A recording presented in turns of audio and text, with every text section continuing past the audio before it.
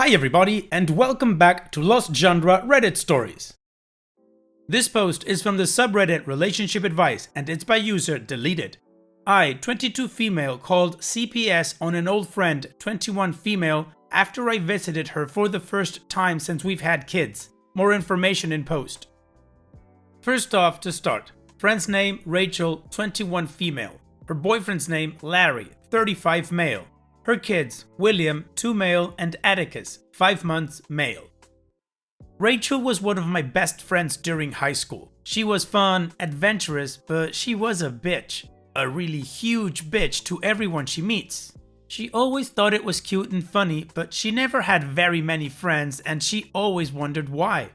Trying to explain what's wrong with being an a-hole to everyone is like trying to teach your toddler calculus. She just gives you this weird, dazed look and ignores you. We used to smoke a lot of weed together during high school. It was like an everyday thing. We were the known stoner girls. Everyone loved hanging out with us because we'd always get them high. I always told her that's the only reason people wanted to be our friends, but she didn't care. She loved the attention. Me, not so much. But I did love smoking, so I just went along for the ride. Senior year, she found out I dated her crush for a few months in freshman year. We met during our junior year, so this happened way before I even knew her. She was livid, going on and on about how I'm a toxic person and this is why I don't have many friends. Which wasn't exactly true, I just didn't tell her about my other friends because she'd get mad. How I was ugly and had a flat butt, etc.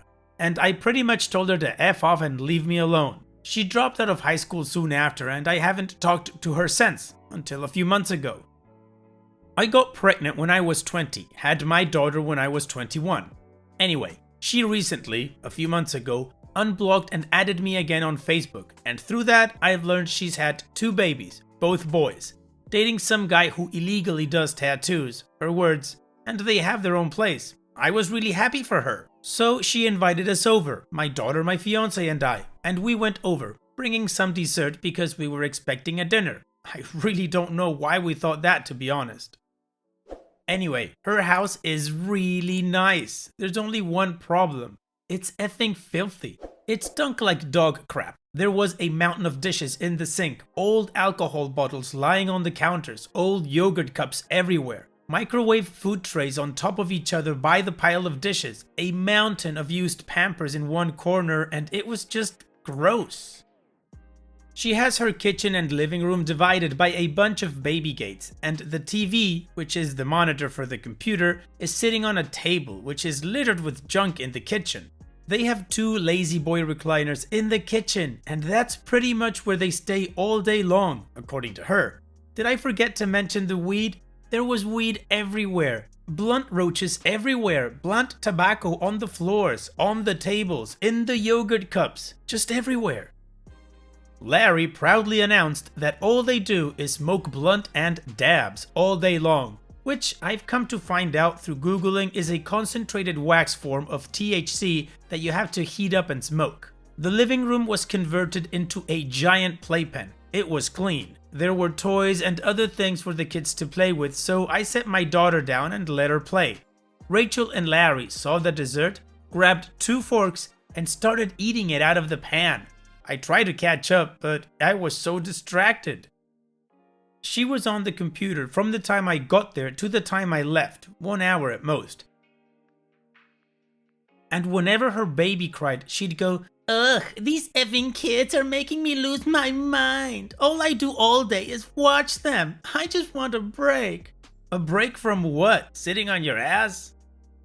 Anyway, we left when she and Larry decided to light up 2 blunts right with their baby and toddler and my toddler in the same room.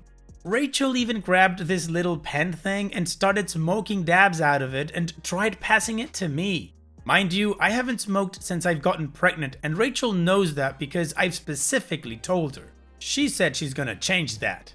I told my fiance to get our daughter ready to go while I packed her diaper bag and we left. Larry was calling us out like, "Oh, you're too scared to smoke a couple of blunts? That's all we do all day is smoke weed, haha. Can't hang with the big kids," etc. Before I left, Rachel grabbed my arm and led me to the bathroom and showed me a puppy sitting in her bathtub, cold as hell, whining and whimpering, and she asked if I knew anyone who would buy it for $250. Otherwise, she was going to breed it. I would have in a heartbeat, but my landlord specifically said no pets. She also showed me the freezer, which was full of rubber cases full of dabs, and asked if I knew anyone who'd buy any. I said no. Anyway, I said goodbye, we left, I called CPS and the police the next day and asked them to do a welfare check. Rachel messaged me a few days later and said, "Larry's aunt called CPS on us again, what a bitch, ha ha ha." And apparently, she got her kids taken away. William and Atticus were sent to Rachel's mom and given back to Rachel after a week. What the F? A few other things. She always says she's watching her kids, always. I find that odd. Every other parent I've met has said, "hanging out with my baby," or "baby and I are just chilling." She just says, "I'm bored and watching the kids." She was mad because all William was getting for Christmas was a 46-inch flat screen for his room. He's 2. She was mad and messaging me about how she's so bored, and I started giving her craft ideas to do with William. She said, "Yeah, but that's so expensive and it's not important." I tried explaining how it helps them learn, and she said she gets frustrated with kids easily. I said, "But that's your kid, love." And she replied, "I know, but I'd much rather have a cat than anything. Cats aren't needy." William can't talk yet. He's almost 3 and all he says is mean. She said he grunts and screams for everything else and it pisses her off. Larry and Rachel are both constantly asking if I know anyone who wants to buy drugs, even after the 50th time of me saying, "No, all of my friends are drug-free." I babysat Atticus for 7 hours and they only brought 2 bottles of formula. They wouldn't answer their phone and I had to go out and buy him more formula because the little man was hungry. He was stinky and greasy when they brought him over and I had to give him a bath and wash his clothes because he made my entire house smell. His ears were blocked up with earwax and he had white slime in his little fat folds. It was nasty, but he was cuddly and happy after the bath. He also has a wicked flathead because she has him in swings and chairs all day and only gets up to change him. She props his bottle and tried to tell me to do the same because that's the only way he'll sleep. I don't know what the F. I'm so pissed off at her for treating her babies this way and making them live like that. I'm pissed off at CPS for not doing anything. I'm pissed off at Rachel's mom for enabling this. I want to cut her out of my life, but I need to make sure the babies are okay. I know it's not my responsibility, but my 1-year-old weighs more than William. And she said all they eat is nuggets, microwave food, fast food, just nasty processed junk.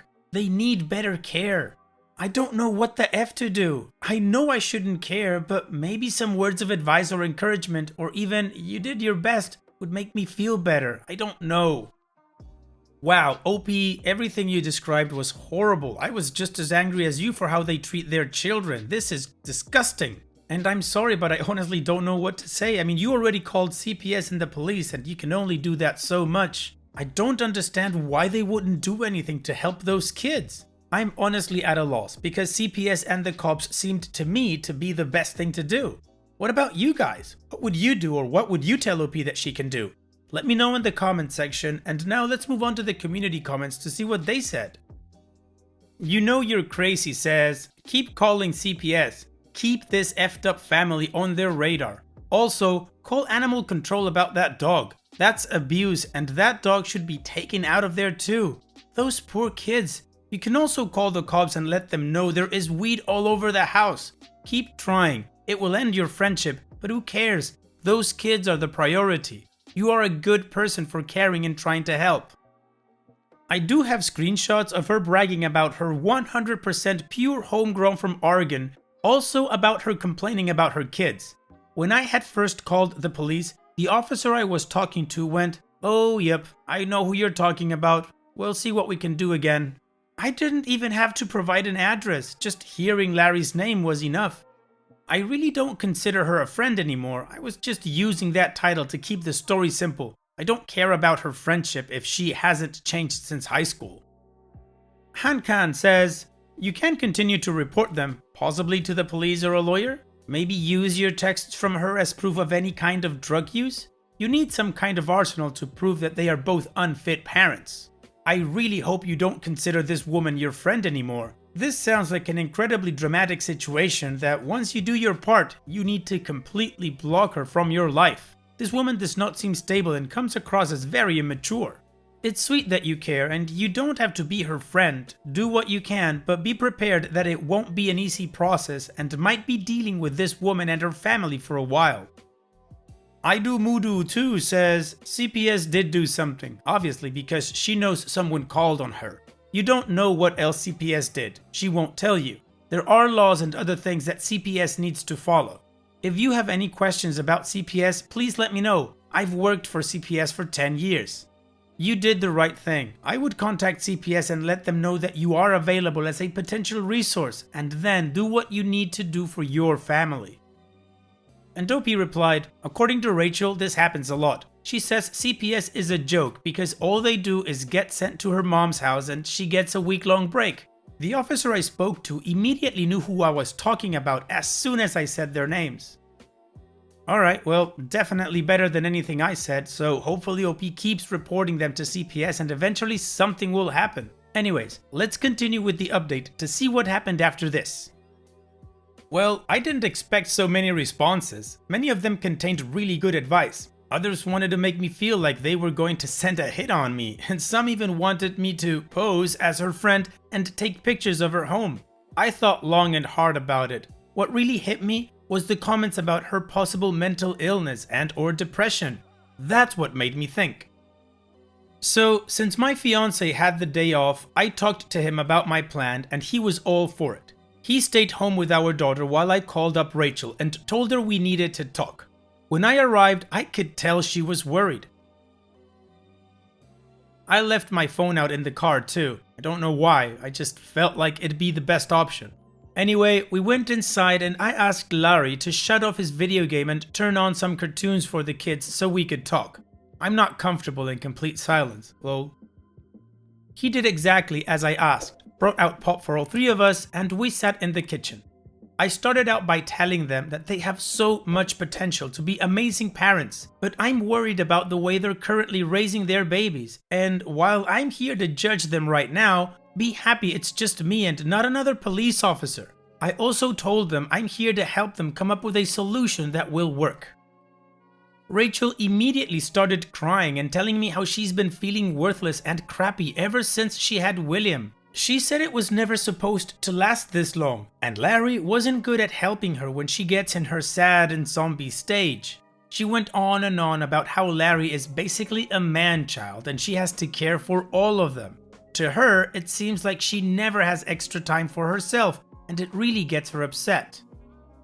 I let Larry tell his side, and he said he shuts her down because she can get so angry at anything at any given moment that he just doesn't want to change it anymore.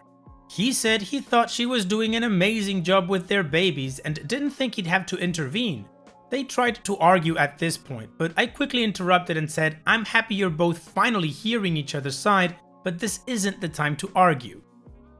I told Rachel that I think she has some form of depression and she should talk to a doctor and see if that will help her. She cried again and said she'd have no way to even go to a doctor or make an appointment with one because she doesn't know where to start or how she'd even get there. Since I'm a stay-at-home mom anyway, I'm boring, I know.